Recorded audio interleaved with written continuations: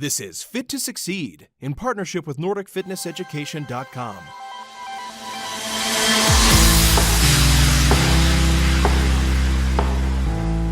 Hello and welcome to this quickfire interview with Dr. Jillian Teta. It's great to have you with us. Here's 5 quick questions for our listeners. So first of all, what 2 or 3 foods would you recommend as healthy ways to boost fiber intake? Ooh, this is a good question, Ben. So first, thank you for allowing me to do this with you. And I'm going to give you 2 foods. Go. One is what we call like low FODMAP, which stands for fermentable oligosaccharides, disaccharides, monosaccharides, and polyols. Just a fancy way to say certain carbohydrates and fibers that can be really problematic and gas producing for people. So for that, I really like kiwi and zucchini. All right. So zucchini isn't necessarily a super high fiber food, but it is very satiating because it has so much water in it.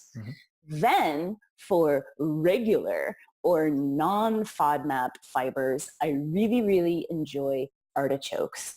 Artichokes, they're kind of one of those rare, off-the-cuff things that nobody really talks about. They're not always available year-round, but they are absolutely delicious, and they are chock full of fiber that helps nourish your gut flora. So kiwi, zucchini, and artichoke, those are like my favorite fiber sources right now. Oh, fantastic. I was going to say, artichoke's the one I've heard a lot about being good for the gut microbiome. So fantastic. Yep.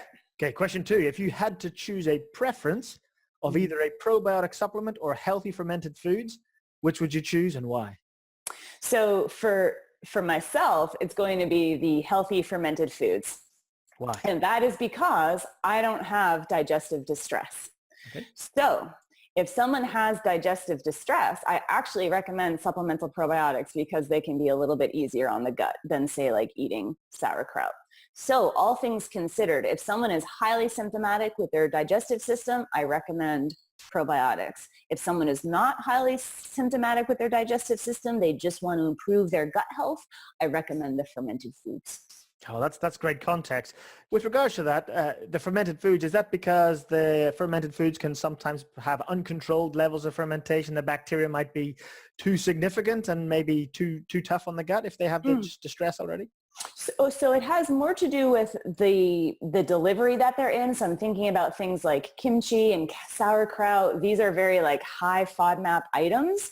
And then with probiotics, we can be extremely laser focused with the dose, where with fermented foods, to your point, we don't always know the level of probiotics. So they might be quite high, they might not be high enough. So when someone is symptomatic, I like to be able to control as many variables as I can.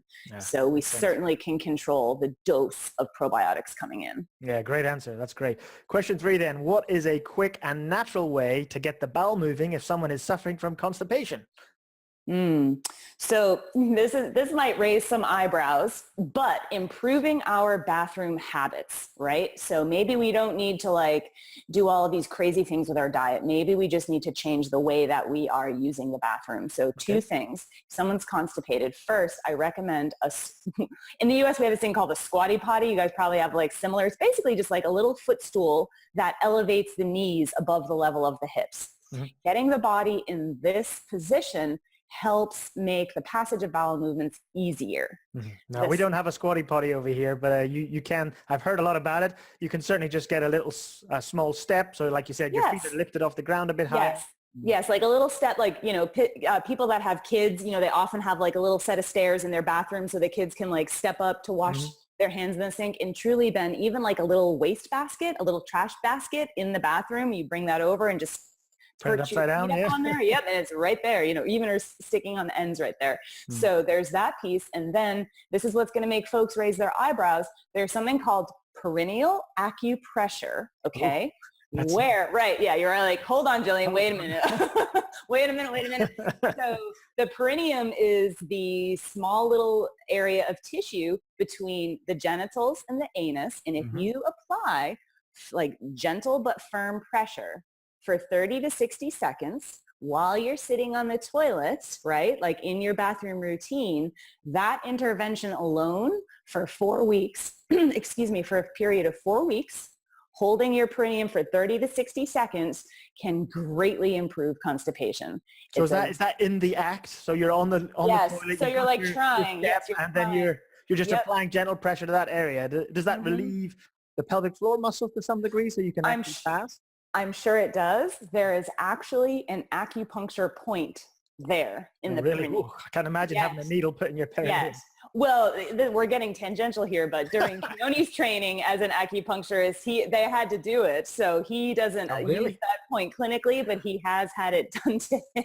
Oh, wow. Ouch. Yeah, it's interesting to say the least. So yeah, so those two, like improving our bathroom habits, right? Squatty potty or similar, and then that acupressure, perineal acupressure can really help fast without anything else, like no supplements, no dietary change, no laxatives, like just doing those two things. Oh, fantastic. I wasn't expecting either of those answers. That's fantastic. Okay, question 4 then. Is there a surefire way to help resolve excess gas and bloating?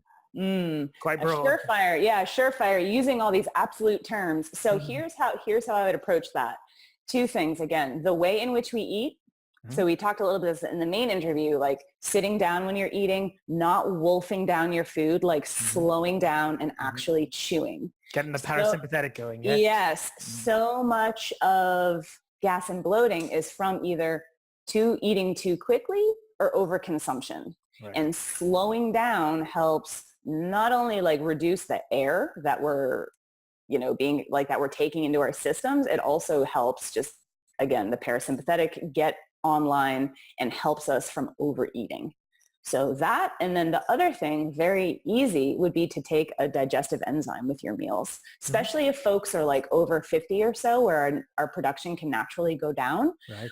Taking a very simple plant-based digestive enzyme every time you eat and sitting down and chewing and slowing down, like that in and of itself can be amazing at reducing gas and bloating.